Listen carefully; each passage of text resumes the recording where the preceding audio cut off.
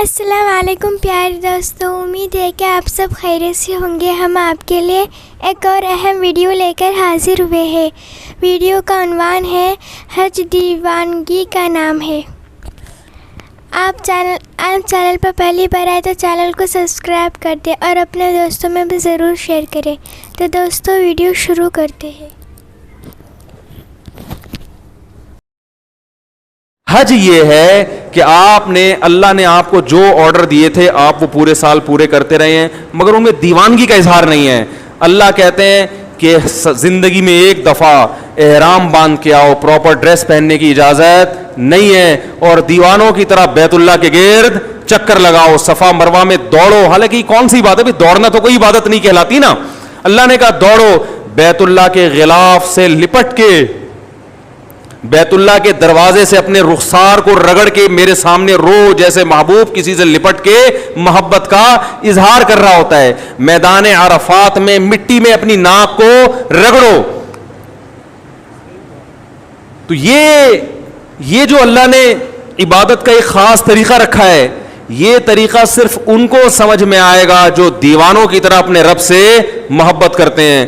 جن کی طبیعت میں دیوانوں والی محبت نہیں ہے، وہ اس طریقے کو، اس طریقہ عبادت، یہ والا طریقہ ان کی سمجھ میں نہیں آئے گا۔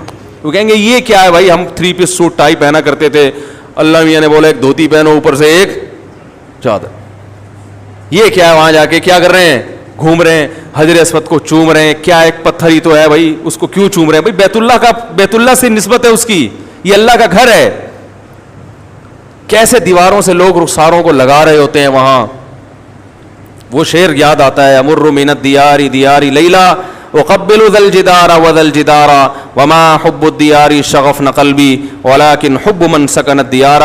جو مجنو تھا نا، وہ لیلا کے گھر در و دیوار، اس زمانے میں محبوبائیں پردہ کیا کرتی تھیں، ٹھیک ہے نا، ڈیٹ ویٹ کا سسٹم ایجاد نہیں ہوا تھا، موبائل پہ ایزی لوڈ اور یہ سب مس کالیں وس کالیں چلتی نہیں تھی، کبوتر بازی ہوتی تھی، وہ کبوتر لے کے آتا، وہ کبوتر بعض وقت کہیں اور بھی چلا جاتا تھا، ٹھیک ہے نا تو بڑی پرابلم تھی۔ تو یہ جو مجنون ہے نا، یہ لیلا کے عشق میں کیا کر رہا ہے؟ اس کی دیواروں کے گرد چکر لگا رہا ہے، اور بڑے سخت پہرے ہیں غیرت مند مردوں کے، وہ نکلنے نہیں دیتے۔ تو یہ چکر لگا رہا ہے اور پھر محبوبہ کی دیواروں کو چوم رہا ہے، پھر لوگوں سے کہتا ہے کہ بھائی امر من الدیار دیار لیلا اقبل ذا الجدار وذا الجدار، لوگوں میں لیلا کے در و دیوار کے گرد گھومتا ہوں، کبھی اس دیوار کو چومتا ہوں، کبھی اس دیوار کو۔ لوگوں اتنا پاگل نہیں ہوں کہ مجھے دیواروں سے محبت ہو گئی ہے۔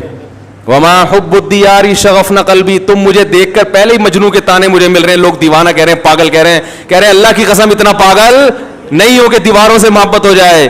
ولیکن حب من سکن الدیار، ان دیواروں کی نسبت جس محبوب کی طرف ہے، اس محبوب کی محبت نے مجھے دیواروں کو چومنے پر مجبور کر دیا ہے۔ یہ رشتہ ختم ہو جائے۔ یہ دیواریں میری نظر میں 2 ٹکے کی نہیں ہیں۔ بیت اللہ کی دیواریں بھی سیمنٹ گارے کی بنی ہے میرے بھائی، اس کا غلاف بھی کپڑے کا غلاف ہے، وہ کوئی مریخ سے نہیں آیا ہوا، یہی سیمنٹ، یہی بجری، یہی ریت، اسی سے وہ اینٹیں بنی ہیں۔ لیکن ان اینٹوں کو دیکھنے کے لیے،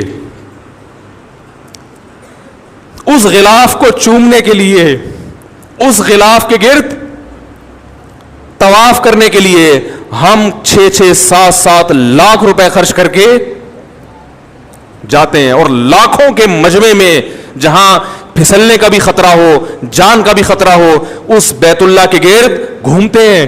اس کی وجہ بھی یہی ہے کہ ہمیں ان دیواروں سے محبت نہیں ہے۔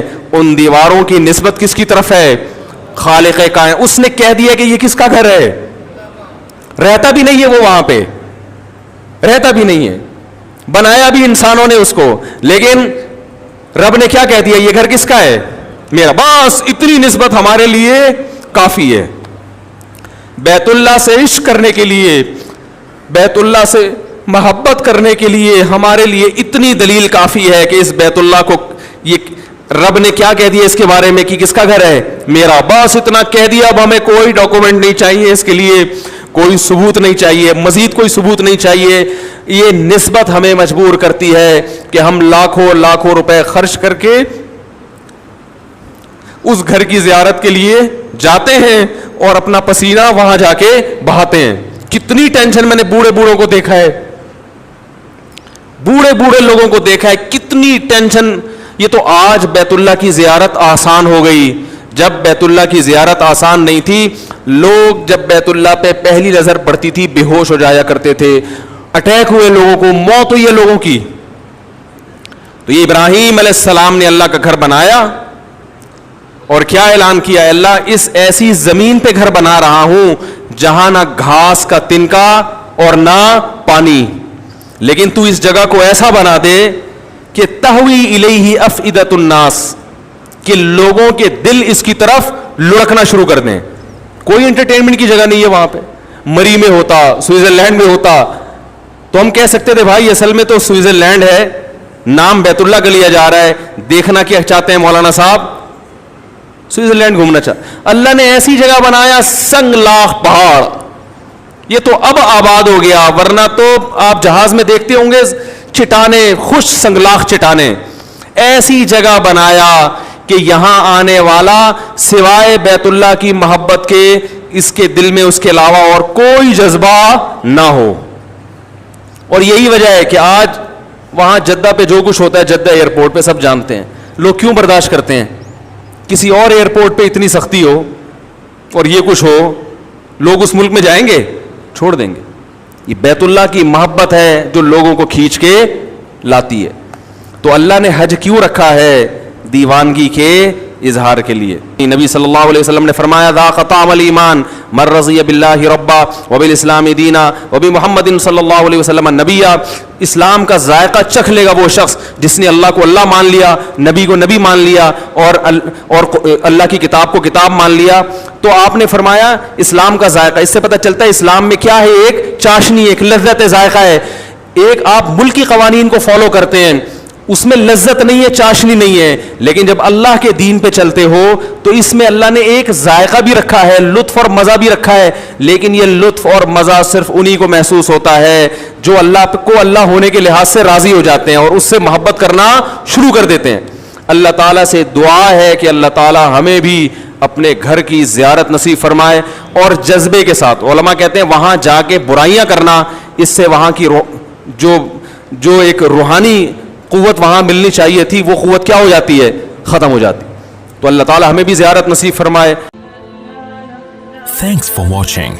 Don't forget to like, comment, share and subscribe to Mufti Tariq Masood, famous scholar. میں حج پہ تھا تو ایک فیملی آئی ہوئی تھی, لڑکے لڑکیاں. میں جس روم میں تھا نا, ساتھ والے روم نے سونے نہیں دیا مجھے, اتنے ہنسی مذاق, ہاں ہو ہی ہاں ایسا چل رہا ہے مذاق.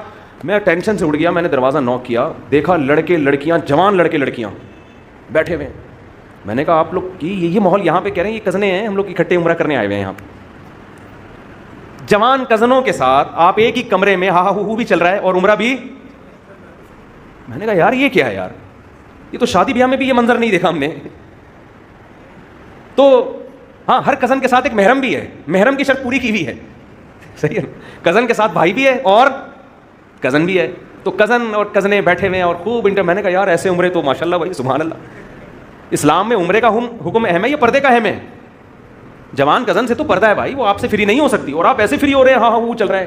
تو مذہب اور انٹرٹینمنٹ ایک ہی چیز کے دو نام بن چکے ہیں. عمرہ بھی تمیز سے نہیں ہو رہا میرے بھائی, وہ بھی لڑکیوں کے ساتھ جا رہے ہو آپ, تو یہ نہیں ہوتا میرے بھائی.